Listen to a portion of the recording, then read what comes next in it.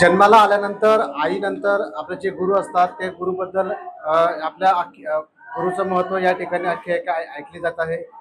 महर्षी व्यास हे महाभारतातील एक व्यास मुनी आहेत। त्यांनी महाभारतामधील काही काव्य लिहिले आहेत, तसेच त्यांनी वेदमधील काही काव्य देखील लिहिलेले आहेत। त्यामुळे त्यांना गुरुपौर्णिमा निमित्त त्यांना विशेष महत्त्व दिले जाते। महर्षी व्यास यांनी यावल येथील या ठिकाणी देखील वेदमधील काही काव्य त्यांनी लिखाण केलेले, त्यामुळे या ठिकाणी त्यांना विशेष महत्त्व प्राप्त झालेले आहे। या ठिकाणी आपण प्रत्यक्ष महर्षी वेद व्यास यांच्या मंदिराच्या गाभाऱ्यात आहोत। या ठिकाणी जवळपास 5000 वर्षांपूर्वीची ही मंदिर असून या ठिकाणी महर्षी वेद व्यास यांना विशेष महत्त्व प्राप्त झालेले आहे। आज गुरुपौर्णिमेच्या निमित्तानं यावल शहरामध्ये उत्सव समिती म्हणजे गुरुपौर्णिमा निमित्त उत्सव समितीच्या वतीने विशेष कार्यक्रमांचे आयोजन करण्यात आले। सकाळी 7 ते 8 वाजेपासून या ठिकाणी पूजेला सुरुवात करण्यात आली। त्यानंतर भाविकांच्या उपस्थितीमध्ये महाआरती करण्यात आली। दरम्यान या ठिकाणी भाविकांनी दर्शन घेण्यासाठी या ठिकाणी प्रचंड गर्दी केल्याचे पाहायला मिळत आहे।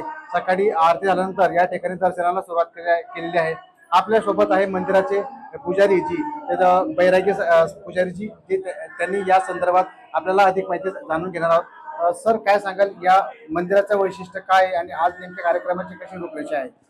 गुरुर्ब्रह्मा गुरुर्विष्णू गुरुर्देवो महेश्वरा गुरुर् साक्षात परब्रह्म तस्मै श्री गुरवे नमः। आज वेद व्यासांचा जन्मोत्सव आहे।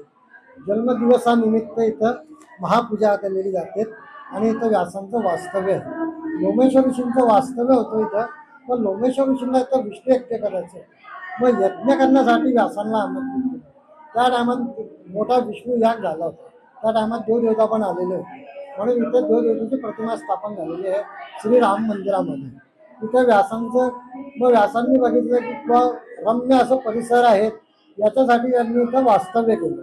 मग इथं महाभारत, 18 ग्रंथ, 21 पुराण, 4 वेद याची निर्मिती केली। मग त्यांनी निर्मिती करण्यासाठी गणेशजीला बोलवलं होतं।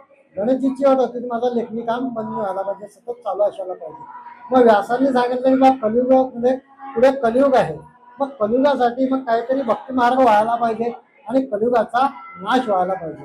याच्यासाठी मग त्यांनी ग्रंथ निर्माण केले। मग त्यांनी महाभारत, 18 ग्रंथ, 21 पुराण, 4 वेद याची निर्मिती केली। अशी इथं व्यासांनी इथं निर्मिती केलेली आहे। या ठिकाणी अशा पद्धतीने यांनी पुजारीने सांगितलं की महर्षी व्यास ऋषी यांनी केलेली महाकाव्ये, 4 वेद, महाभारत असो किंवा इतर ग्रंथ असो, त्यांनी या ठिकाणी येऊन त्यांचे लिखाण केलेले आहे। दरम्यान या संदर्भात बैरागी पुजारी यांनी या संदर्भात अधिक माहिती आपल्याला दिलेली आहे। जितेंद्र कोतवाल, LS मराठी, महर्षी व्यास मंदिर, यावल।